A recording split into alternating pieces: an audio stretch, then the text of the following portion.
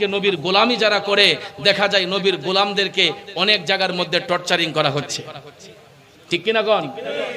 গত সোমবারে আমরা সবাই মিলে ভৈরবে জ্যৈষ্ঠ জুলুস করেছিলাম, মনে আছে আপনাদের? আমি ওদম গুনাহগার জুলুসে ছিলাম, নেতৃত্বে মঞ্চে ছিলাম। আমি জুলুস শেষ করে নবীনগরে আমার একটা দাওয়াত ছিল দুপুর বেলায়। তো আমি তো সরল মনে গেছি, আমাদের তো কোনো দয়াল নবী ছাড়া আমাদের কোন অস্ত্র আছে? আমাদের সবচেয়ে বড় হাতিয়ার হচ্ছে আমার দয়াল নবীর শান, কথা কোন ঠিক না বেঠিক? আমি গাড়িতে যতক্ষণ বসা থাকি আমি আমার নবীর শানে নাত শরীফ পড়তে পড়তে আমি মাহফিলে যাই, আত্মীয়র বাড়িতে যাই, বন্ধুর বাড়িতে যাই, বা যেই কোনো সেমিনারে যাই, আমি গাড়িতে বসে বসে আমার নবীর শান পইরা পইরা যাই।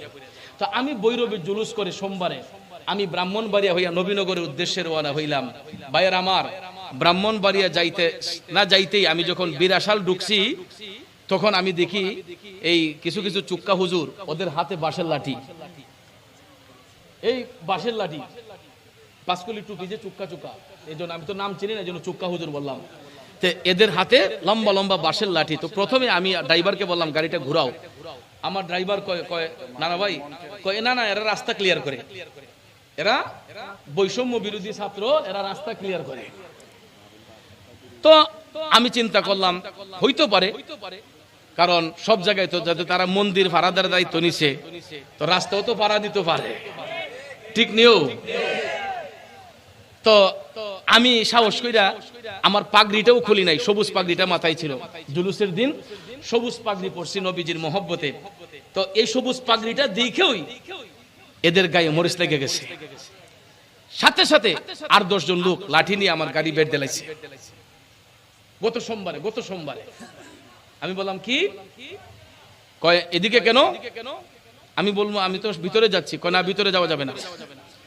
আমার এক বলতেছে ভিতরে যাওয়া যাবে না, বন্ডদের স্থান ভিতরে হবে না, ব্রাহ্মণবাড়িয়া শহরে কোনো বন্ড ঢুকতে পারবে না, আমার সামনেই বলতেছে। তখন আমি চিন্তা করলাম আমি তো আমার দয়াল নবীর একটা আদনা গোলাম, যেই রসুল চাঁদে কলঙ্ক আছে আমার নবীর কলঙ্ক নাই, যেই রসুল দয়ার সাগর, ওই নবীর বিরুদ্ধে তো ষড়যন্ত্র করছে কাফের মুশরিকরা, কথা কোন ঠিক না বেঠিক? নবীর আওলাদ হুসাইন রাদিয়াল্লাহু তাআলা আনহু যারা কতল করেছে, এরাও তো কোনো ইহুদি ছিল না, এরাও মুসলমান ছিল। আমি তো তাদেরই হুসাইনের আদর্শের উত্তরসূরি, কথা কোন ঠিক না বেঠিক? তা আমি চিন্তা করলাম এই মুহূর্তে তো রাগান্বিত হলে হবে না, কৌশল অবলম্বন করতে হবে। তো ওরা যখন রাগ দেখাচ্ছে আমি খালি হাসি, ওরা রাগ দেখাচ্ছে আমাকে বন্ড বলতেছে, গালিগালাজ করতেছে, আমি শুধু হাসি। হাইসা একটা গ্লাস খুইলা একটা ছেলেরে তার থুতু ধরে বললাম, বাবা এসব পারে না, আমি মুরাদ হুজুর, হ্যাঁ তোমরা জানো না আমার তো সামনে আমার নানার বাসা, আমার মামার বাসা, আমি কি আত্মীয়র বাসায় যাব না? এই তুতার মোড় দিয়া আরো 4-5 জন লোক আইসা যখন বুঝতে পারছে আমাকে দেখা, কয়েকজনে চিনছে, হুজুর আপনি জানগা, এই তোমরা সাইড দাও কইরা ইডিরে কন্ট্রোল কইরা আমার গাড়িটা আমি এক টান দিয়া ঢুকছি। ঢুকার পরে ভাই বিশ্বাস করবেন, শহরের ভিতরে ঢুইকা দেখি প্রত্যেকটা মুড়ে মুড়ে এই লম্বা লম্বা বাঁশের লাঠি, সব সুক্কা ওলা হুজুর, সব সুক্কা হুজুর, এই লম্বা লম্বা লাঠি। আমরা অনেকেই সুন্নি ঘরানার লোক, আমরা নিজেরাও জানি না, মাদ্রাসা দেখলি পাগলে জায়গা না, আমার ফুট দাউরা ফাঁস, আমার ফুট অমুক উলুম মাদ্রাসাত পড়ে, ঠিক না বেঠিক? আমার মেয়ে দাউরা পড়তেছে আল্লাহ দিলে, অথচ সে তরিকতের আশেক পাগল, কিন্তু তার ছেলেটারে না জানি না ওই দিকে ডাইভার্ট করার কারণে দেখা যায় ওই ছেলে লাঠি নিয়ে আরো 10 জনের কেল্লায় বাড়ি দেয়। কেউ আমরা কি আমাদের ছেলে মেয়েদেরকে কি পড়াই কি আরেক বেটার কেল্লাত বাড়ি দিবার লাগিয়া? কেউ বাড়ি গাড়ি ভাঙবার লাগিয়া, কেউ মন্দিরে হামলা করবার লাগিয়া, মাজারে হামলা করার লাগিয়া। এই আশায় তো কোনো বাবা ছেলেকে মাদ্রাসায় দেয় নাই, এই আশা নিয়ে কোনো মা তার সন্তানকে মাদ্রাসায় দেয় নাই। একজন অভিভাবক তার বাচ্চাকে দ্বীনি শিক্ষা নেওয়ার জন্য মাদ্রাসায় পাঠায়, যাদের হাতে থাকবে কোরআন, যাদের হাতে থাকবে সুন্নাহ। কিন্তু এখন দেখা যায় কিছু কিছু তথাকথিত মাদ্রাসার ছাত্রদের হাতে না আছে কোরআন, না আছে সুন্নাহ, কিন্তু একটা জিনিস আছে, বাঁশের লাঠি। আমাদের ফুজি ওই লিগা কোরআন এবং সুন্নাহ, এদের ফুজি লিগা লাঠি, ঠিক না বেঠিক? ভাইয়ার আমার, আল্লাহ যেন তাদেরকে হেদায়েত নসিব করে, আমিন কইতেন না? আল্লাহ তাদেরকে হেদায়েত নসিব করুক। কারণ আমরা কখনো ধ্বংস কামনা করি না, আমরা দোয়া করি আল্লাহর দরবারে আল্লাহ তাদেরকে হেদায়েত নসিব করত। কারণ এরা যদি হেদায়েত হয় আমাদের ইসলামের শক্তি বাড়বে, কথা কোন ঠিক না বেঠিক? এরা যদি ইমানের পক্ষে আসে ইসলাম বিজয়ী হবে সারা বিশ্বে। এই জন্য তাদের ধ্বংস কামনা আমরা করি না, আমরা আল্লাহর কাছে দোয়া করি আল্লাহ তুমি ওই সমস্ত বাতিল ফেরকাদেরকে হেদায়েত নসিব করো, আর হেদায়েত যদি এদের না হয় আল্লাহ তুমি এদেরকে ধ্বংস করে দিও। আগে হেদায়েতের দোয়া, আর হেদায়েত যদি না হয় তাহলে আল্লাহ তুমি তোমার ফয়সালা তুমি করো। আল্লাহ আল্লাহ ফয়সালা করতেছে কিনা?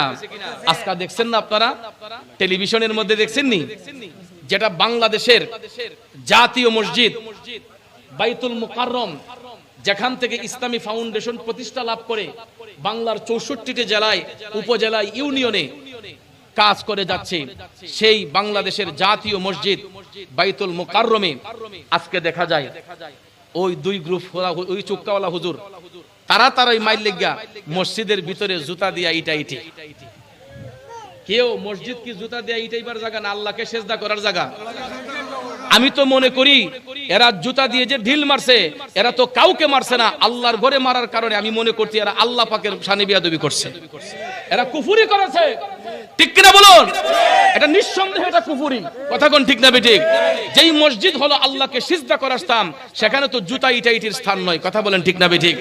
কারণ এই সমস্ত ঘৃণিত কাজ যারা এই সমাজের মধ্যে করে যাচ্ছে, আল্লাহ যদি তাদেরকে হেদায়েত না করে আমরা বইলা হেদায়েত করা সম্ভব না, কথা কোন ঠিক না বেঠিক?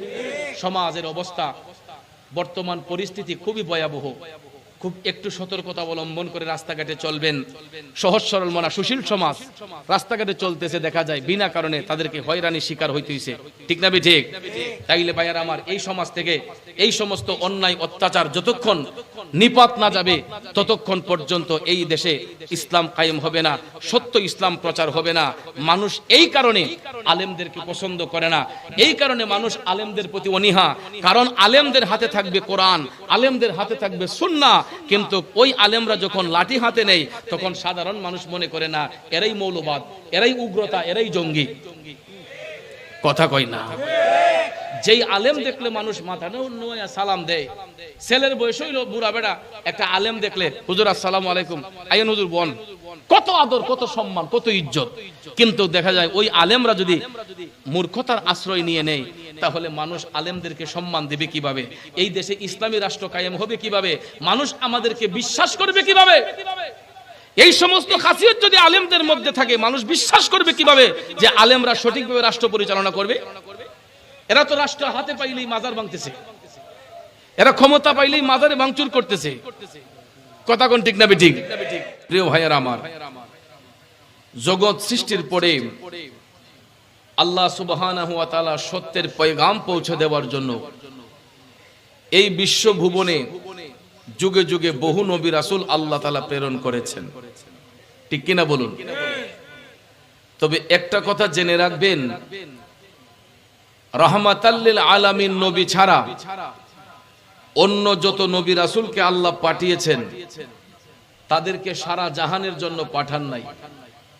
এক একজন নবীকে নির্দিষ্ট করে এক একটা কওমের মধ্যে আল্লাহ তাআলা প্রেরণ করেছেন, ঠিক কিনা বলুন? আর আমরা এতই সুনসিববান, এতই আমাদের সুনসিব, এমন একজন নবীর উম্মত আমরা, যিনি কোনো নির্দিষ্ট গোত্রের নবী না, নির্দিষ্ট ব্যক্তির নবী না, যিনি সমস্ত নবীগণের নবী, যিনি কুল কায়নাতের রহমত, তিনি আল্লাহর হাবিব, যার লকব হলো রাহমাতাল লিল আলাম দ্বারা একটা জগৎকে বোঝানো হয়, আর আলামিন দ্বারা কুল কায়নাতকে বোঝানো হয়। আল্লাহ হচ্ছেন রাব্বুল আলামিন, গোটা জাহানের পালন কর্তা। আল্লাহ বলেন যেখানে আমি গোটা জাহানের পালন কর্তা সেখানে আমার হাবিব হবে রাহমাতাল লিল আলামিন, গোটা জাহানের জন্য রহমত। সুবহানাল্লাহ কোন? আমার ভাইয়েরা বন্ধুরা, এই জন্য আমি অধম গুনাহগার সুরের ভাষায় লিখেছিলাম, শ্রেষ্ঠ নিয়ামতের মাঝে শ্রেষ্ঠ নবী মুহাম্মদ, শ্রেষ্ঠ নিয়ামতের মাঝে শ্রেষ্ঠ নবী মুহাম্মদ, কুল কায়নাতেরি মাঝে মুদের নবী রহমত, কুল কায়নাতেরি মাঝে মুদের নবী রহমত। পবিত্র কোরআনের মাঝে বলে দিলেন আল্লাহ পাকে রহমাতাল লিল আলামিন, রহমাতাল লিল আলামিন, নূর নবীজির এজাজত, কুল কায়নাতেরি মাঝে মুদের নবী রহমত, কুল কায়নাতেরি মাঝে মুদের নবী রহমত। কথা বলেন ঠিক কিনা? আরে রবিউল আউয়ালের মাসে 12 তারিখ সোমবারেতে তশরিফ এনে মায়ার নবী ধন্য করেন এ জগৎ, তশরিফ এনে মায়ার নবী ধন্য করেন এ জগৎ, কুল কায়নাতেরি মাঝে মুদের নবী রহমত। জবান খুলে বলুন ঠিক না বেঠিক?